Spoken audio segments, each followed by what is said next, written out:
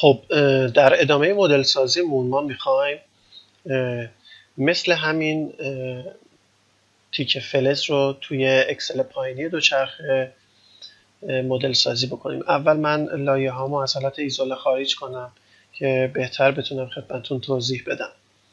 ببینید یه همچین چیزی بایستی برای اینجا مدل سازی بشه که شکلش این قسمت هستش. خب من دوباره لایه هامو ایزوله میکنم. اینجا این خط،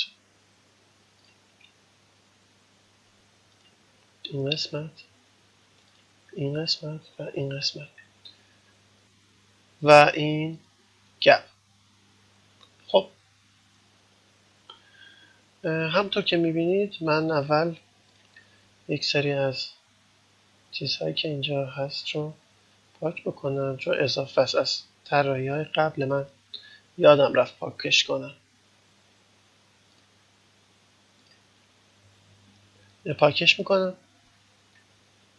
خب وارد این لایه میشم.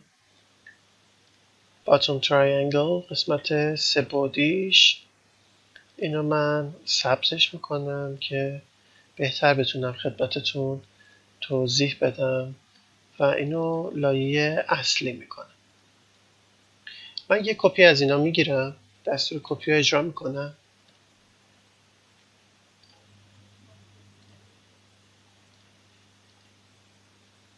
اینتر، یه گوشه کلیک میکنم، اینو 70 میلیمتر میارم بالا و اینتر رو میزنم. در این قسمت من اینو میخوام به عنوان سالید اکسترود کنم به صورت مستقیم. اینتر به مقدار 4 میلیمتر. اینتر، اینتر. حالا میخوام از هم جداشون کنم با این ابزار. جسمی که میخوام نگه دارم، اینتر، و اون قسمتی که میخوام پاکش کنم، اینتر. خب حالا بایستی اینو 2 میلیمتر ببرم بالا، چون این گپی که اینجا میخوام مدل سازی بکنم دراپ اوتش 4 میلیمتره. یه فاصله باید بینش ایجاد بکنم. برای این کار از ابزار موو استفاده میکنم، کلیک میکنم، انتخابش میکنم، اینتر رو میزنم، یه گوشه کلیک میکنم و اینو 2 میلیمتر میبرم بالا. قسمت پشتی هستش، اینو بایستی گسترشش بدم، پلی لاین انتخاب میکنم، اینتر رو میزنم، 6 میلیمتر. یس. یه کپی از این میگیرم برای پایین، دستور کپی رو مینویسم، انتخاب میکنم، اینتر رو میزنم، از این قسمت میگیرمش، میارمش پایین، کلیک میکنم و اینتر رو میزنم. با ابزار یونیون همه رو یک پارچه میکنم، اینتر.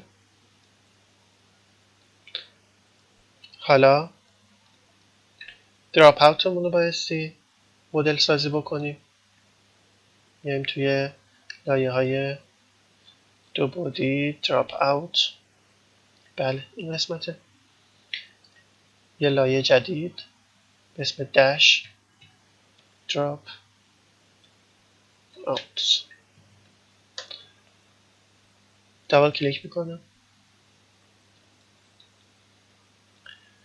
یه کپی از این میگیرم، اینتر، کلیک میکنم و اینو 68 میلیمتر میبرم بالا، اینتر رو میزنم که از دستور خارج بشه. همطور که میبینید روی این تکه فلز پایینی قرار گرفته.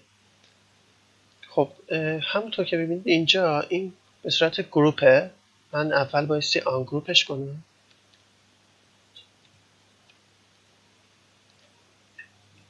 خب این آن گروپ شد. حالا اینو من 4 میلیمتر اکسترود میکنم، اینتر، 4 میلیمتر. یس. خب حالا من اینو میخوام جدا بکنم،